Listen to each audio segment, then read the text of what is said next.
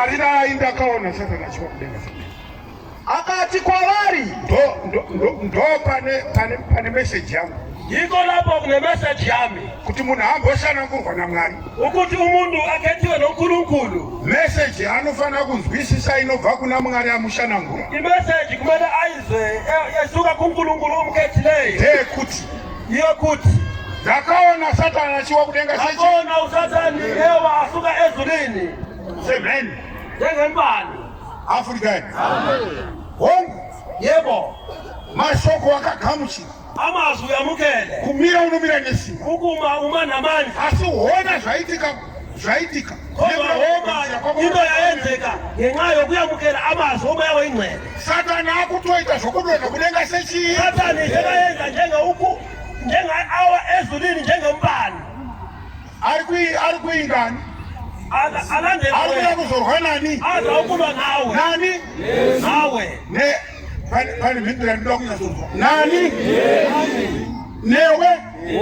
Pane Mwari kuti nesu. Ukati ari kuzorwa nani? Newe. Ndoakamira. Pamakamira mashoko omutumwa pamazvafuka usati nesu takamira pamashoko omutumwa. Lapo wamela amazwi atunapo mazvaSouth anotinatsa kuzviziva kuti akamira mashoko omutumwa pamazvafuka. Wazi kuti wamela amazwi atunapo mazvaAfrica. Ndiwe. Muwe yimi. Kwete ari pasaidi. Noti wena. Kwete mfundisi ningi. Achi mfundisi bese. Kwete muvhangeri ningi. Achi mfundisi. Asi ani? Kodwa wena. Iwe. Ndiye zvizwisisa. Wena ngozi nangu makachena ini ndakamira nawe ilungile. Afrika yedu.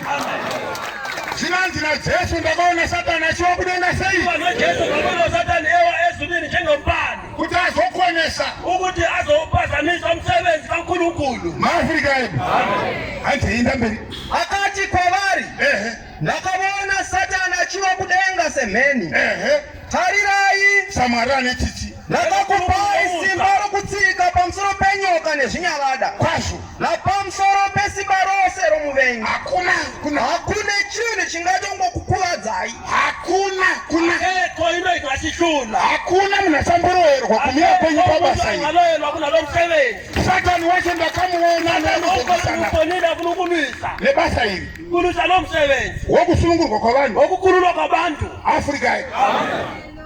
Asi hakuna anozokutsingai. Akekho uzokupazamisa. Hakuna anozokuroyai. Akekho uzokuloya uzokuthakatha. Ndakakupai simba rokutsika pamusoro penyoka. Amandla okunyathela phezulu kwesilwane. MaAfrika yedu. Handei. Asi musafara bedzi nechinhu ichi. Chiregai kufara bedzi pakati penyu nechinhu. Jabule kuphela nalokhu. Kuti mweya inozvisa pasi penyu. Asi mufare kuti mazita enyu. Fara iwewe. Jabula wena. Kana wanzwisisa kuti kuti gama lakho. Hongu ndakatenda ndakagamuchira. Ewe uyamukele. Mafambiro andiri kuitai. Ukuhamba lokho okuyenzayo. Zita rangu rakanyorwa iri. Igama lakho libhaliwe na. Ndo zvinofana kufadza munhu. Yiko kumele kujabulise wena umuntu. Kuti pasazodaidzwa mazita okupinda. Amagama okungena. Ndisapinda here. Ndizongena na. Afrika yedu. Hasinakidzi kuti iwewe wakambogamuchira mashoko aya. Akujabulisa ukuthi wena kwayamukela amazwi kaNkulunkulu. Nokuti ndobva tatova. Ngoba yiko lapho sesikhona. Afrika yedu. Munhu akambondibvunza pedu. Akasibuza ngakithi. Akandibvunza akati. Wabuza wathi. Akati naye bishop. Yebo bishop. PaWinterfield makanga muripo imi. EWinterfield ukhona wena. Mutumwa akati iye. Othi loyo wathi yena. Mwana uyu. Lo mntwana lo. Ndiyakaphiwa zvangu. Nguye wanikezwa ukhami. Kuvana vangu vese. Kunalabantwana bami bonke. Munoti kudii napo? Uthini nalokhu bishop? Ndikati ichokwadi. Ngathi yebo iqiniso. Tiri paWinterfield ndo zvakataura mutumwa. SeWinterfield iko kakhulunywa umuntu. Wati kudii? Ko zvamakutaura kanhasi. Manje njengoba sokukhuluma okhunye namhlanje. Ndikati nayi iwe. Ngamuza ngathi wena. Hama yangu. Umngani wami. Unozviziva here kuti muchechi muno taimba takagara tese? Uyaziva ukuthi ngasendulo besicula esontweni sihleli sonke. Ndikati unozviziva here? Uyakukhumbula na? Zvikanzi hongu. Ngathi yebo. Ndikati kosei takuimba takamira tese. Ngathi manje kanjani manje sesicula sibe sonke. Unoti kudiiwo napo? Uthini nakho? MaAfrika yedu. Amen. Ndikati ngathi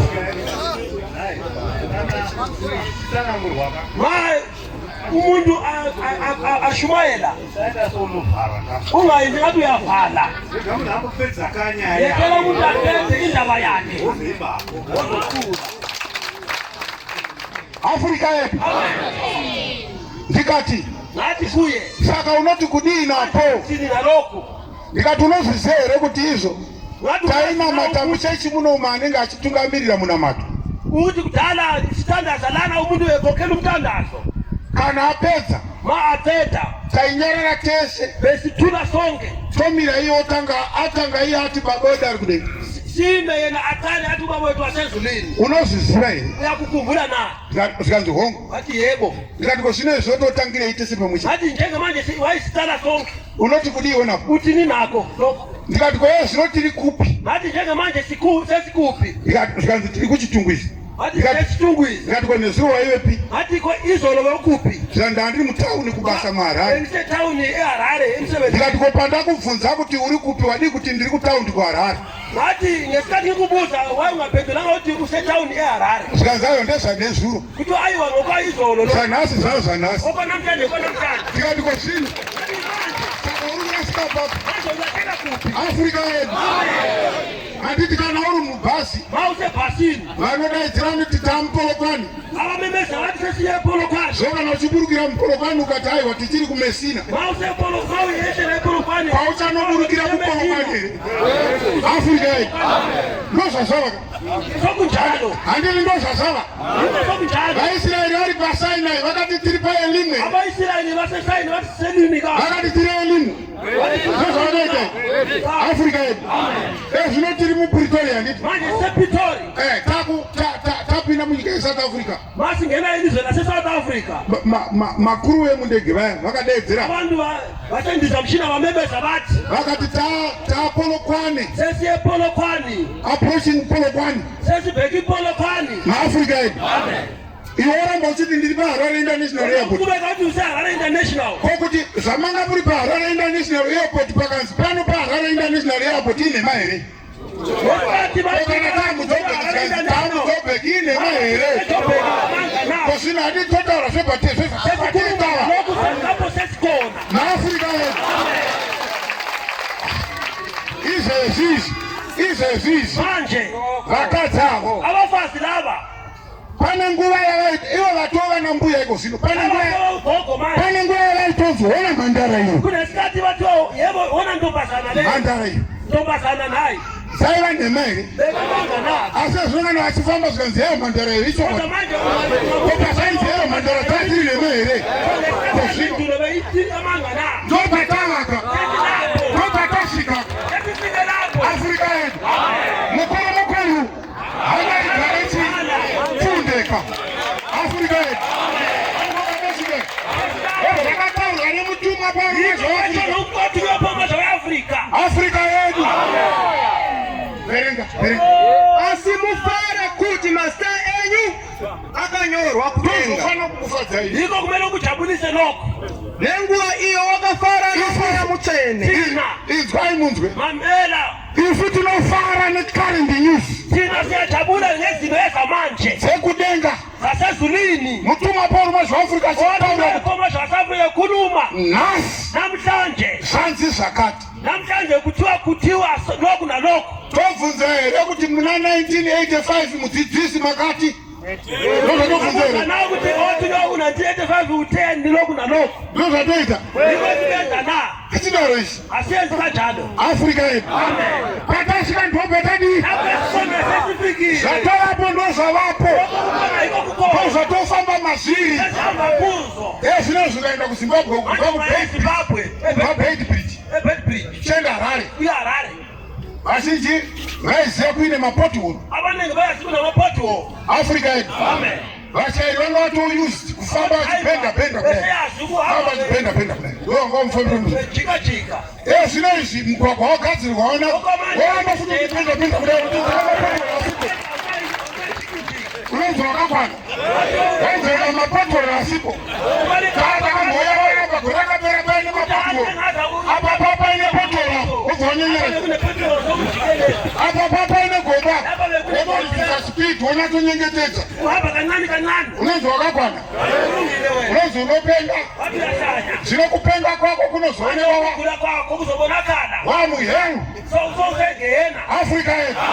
Iwambe ngosinzi wakapiwa zangu. Wena utowa ni. Wena kwa wako wegehena. Sobone kwa usegehena. Wakutataro. Sewusegehena. Afrika yetu. Andi. Nengwa iyo wakafara nomwe ya mchenaka sesa nofara nomwe ya mchenaka ndinokuonga ibaba akati ndinokutenda ibaba isho kudenga na pasi imisho kudenga na pasi kuti makavanzira vakachenjera navakangwara zvinhu nokuti mashoko amwe ya mchene auya akavanzirwa mukazvizarurira vachenji mirayo panguva yashure iyo Esikhathi sasemuva isu amwe we underprivileged sina abande pangabe pamsangano pangabe papi we underprivileged ngasemuva sisemhlanganwenikozwa ingozi driver webhasi besibizwa nje udriver webhasi unotudza chii usitshelani wena Afrika yetu Mwari akaterekeza ndisvigadzirisi uNkulunkulu waterekela ngikulungise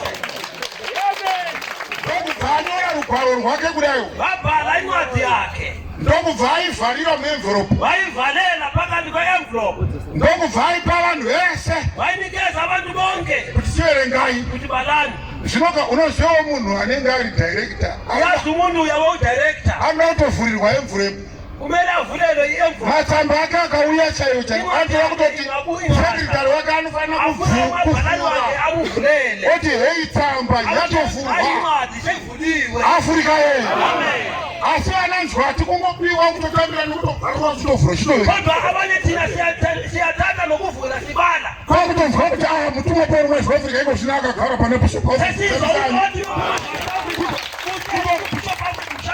kutotanga ipapo tatotangira ipapo ukuqala lapho sesitela lapho zisiende mberi siyabambi zvese zvanoda kutaura kumutumwa konke senkulunkulu odiwayo ndakutobata bishop Afrika kushamisa mwesha bamba bishop Afrika kushamisa mwasha connection yafumva yekutitaka wani paheadfield connection seyiwe one time ku-Hatfield mina ukotouya impendulo seyiza lapho Afrika yedu ndozvati yiko sesikona ndozvakafadza mira yiko kojabulisayo teererai munzwe mamelani nizwe ndozvakafadza mwari ari kudenga izvo yiko kajabulisa uNkulunkulu sedulini Afrika yedu ndozvakamufadza izvo yiko kamujabulisayo kuti heya mwari ukuthi yebo uNkulunkulu makavanzira vakachenjera livalela abantu abahlakaniphileyo navakangwara nabahlakaniphileyo mukazvizarurira vachechi ajabulelayo abancane Afrika yedu hongo baba yebo baba hongo baba nokuthi ndizo zvakakufadzayo ndozvakada mwari yiko akuthandayo ndozvakatosarudzwa namwari yiko kwakhethwa noNkulunkulu hazvichisiri zvokurwa nazvo asinto zokulwa nayo hazvichisiri zvokupesana nazvo izvi asinto yokuthi